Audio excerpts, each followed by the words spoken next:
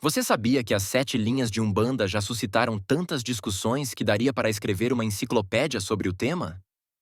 Hoje eu vou contar a você sobre como diferentes autores, médiuns e pesquisadores se debruçaram sobre essa questão, cada qual apresentando interpretações variadas a respeito dessas linhas sagradas que organizam a religião umbandista. Para compreender por que há tantas versões, precisamos recordar que a Umbanda nasceu oficialmente em 1908, por meio do médium Zélio de Moraes e da entidade Caboclo das Sete Encruzilhadas, mas que suas raízes estão vinculadas a inúmeras vertentes culturais e espirituais, desde o catolicismo até o candomblé e o espiritismo. Quando falamos em 7 linhas, falamos de um conceito que vem se moldando ao longo das décadas, adaptando-se a visões de mundo e recursos simbólicos que cada umbandista, sacerdote ou autor adotou de acordo com sua vivência e inspiração. Uma forma de começar a entender as 7 linhas é notar que elas remetem ao número 7, muito presente na tradição umbandista desde o caboclo das Sete Encruzilhadas. Esse número, considerado sagrado em diversas culturas, sugere a ideia de um setenário divino, como se fossem 7 faíscas ou emanações principais de Deus que, na Umbanda, se manifestam por meio de vibrações e orixás.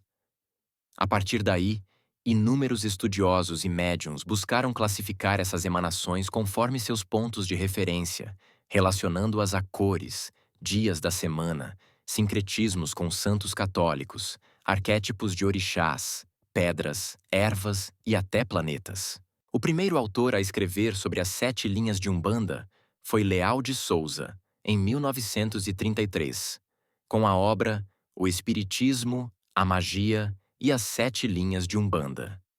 Ele era médium preparado diretamente por Zélio de Moraes e apresentou uma classificação em que as linhas eram basicamente organizadas pelos seguintes orixás e santos sincretizados: Oxalá, Jesus; Ogum, São Jorge; Euxóssi, São Sebastião; Xangô, São Jerônimo; Nhaçã, Santa Bárbara; Amanjar, Nossa Senhora da Conceição; e uma 7ª linha, chamada de Linha de Santo, que incluía Exu.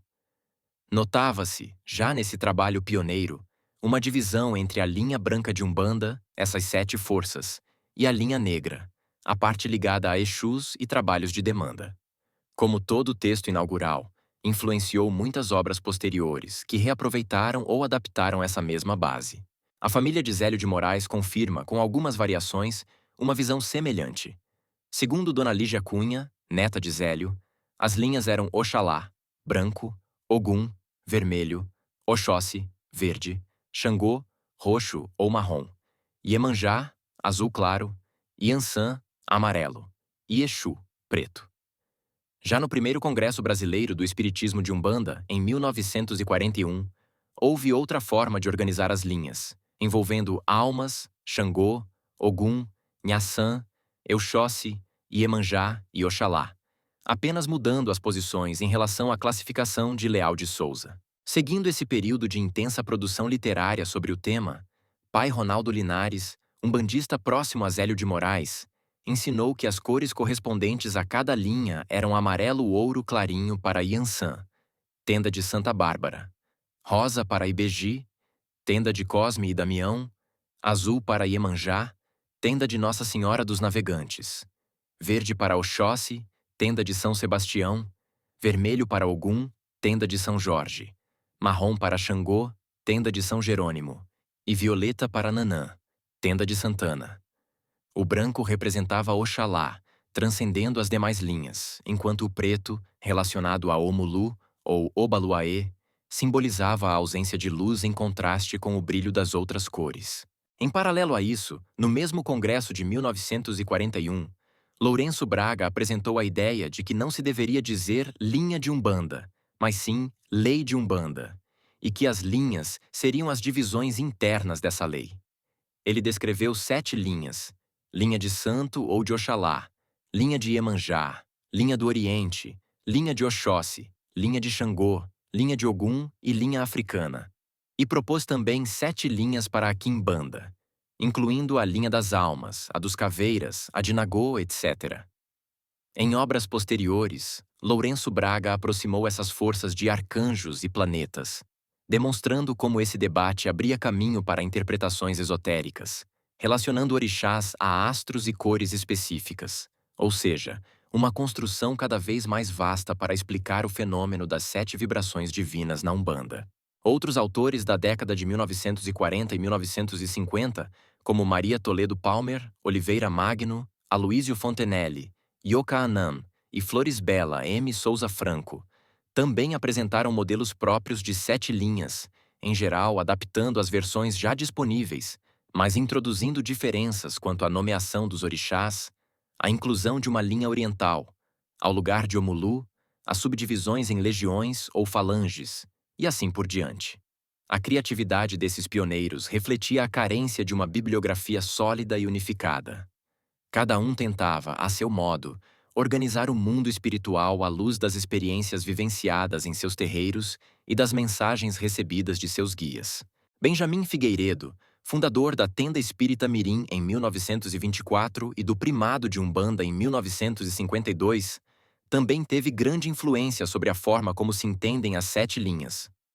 Em suas apostilas Umbanda, Escola da Vida, e no livro O Que Caboclo, de 1961, apresentou linhas focadas em Oxalá, Ogum, Oxóssi, Xangô, Ibeji, Iofá e Iemanjá. Essa formatação, por sua vez, impactou muito a forma de pensar de W.W. da Mata e Silva, que publicou Umbanda de Todos Nós, em 1956. Da Mata e Silva resgatou noções esotéricas da Tenda Mirim, falando em vibrações originais e relacionando-as a Oxalá, Iemanjá, Xangô, Ogum, Oxóssi, Iori e Iorimá. Nesse modelo, Oxum, Iansã e Nanã apareciam como desdobramentos de Iemanjá, algo que aproximava a classificação a algumas visões esotéricas e afastava outras interpretações que já eram tradicionais no meio afro-brasileiro. Mais recentemente, Rubens Saraceni conceitualizou as 7 linhas como as 7 vibrações de Deus, ou 7 essências divinas, e enfatizou que cada vibração é comandada por pares de orixás, masculino e feminino, totalizando 14 tronos divinos. Nesse esquema, há a linha da fé, Oxalá e Oiá Tempo, a do amor, Oxum e Oxumaré, a do conhecimento, Oxóssi e Obá, a da justiça, Xangô e Iansã, a da lei, Ogum e Egunitá, a da evolução, Obaluayê e Nanã, e a da geração, Iemanjá e Omulu. Para Saraceni, existem ainda inúmeros orixás que se encaixam nessas vibrações, como Ossain ou Aroni, ligados a Oxóssi, e Logunedé, que se conecta a Oxum e Oxóssi. Essa concepção amplia bastante o modo de entender as linhas, mostrando que a Umbanda é capaz de abraçar várias interpretações sem perder a coerência interna. Como se vê, o tema das 7 linhas gera uma pluralidade de visões, e isso está ligado ao fato de a Umbanda ter nascido num ambiente de sincretismo e de liberdade interpretativa. Alguns preferem manter o modelo clássico do Caboclo das 7 Encruzilhadas, com linhas ligadas a Oxalá, Ogum, Oxóssi, Xangô, Iemanjá, Iansã e Exu. Outros preferem inserir Ibeji, Omulu, Nanã ou Oxum em lugares de destaque, reorganizando a estrutura conforme cada caso. Há quem relacione as linhas a planetas, aos arcanjos, à mitologia africana, às falanges indígenas ou às subdivisões de espíritos trabalhadores. No fim das contas, todos esses pontos de vista exprimem tentativas de descrever algo muito maior que as palavras, pois estamos tratando de vibrações divinas que se desdobram em incontáveis níveis, cada um regido por arquétipos, falanges, cores, energias e propósitos. A melhor forma de lidar com essa diversidade é respeitar o terreiro que escolhemos frequentar e a linha doutrinária adotada pelo nosso sacerdote. Ninguém precisa se preocupar em encontrar um certo ou errado absoluto, pois a Umbanda valoriza, sobretudo, a caridade praticada, o trabalho com amor e a busca por evolução espiritual. Por isso, ao estudar as 7 linhas, é sempre bom relembrar a recomendação feita por muitos pais e mães de santo. O importante é compreender que a luz divina, ao passar por esse prisma chamado Umbanda, se divide em diferentes nuances, que correspondem aos orixás e às entidades que se manifestam para nos auxiliar. Se algum modelo faz mais sentido para você, tudo bem. Se o terreiro que você frequenta adota outro padrão, também está certo. A essência é sempre a mesma. Essas 7 vibrações emanam do Criador, chegam aos orixás e guias, alcançam as pessoas que buscam amparo e, por fim, retornam à fonte sob a forma de amor e caridade.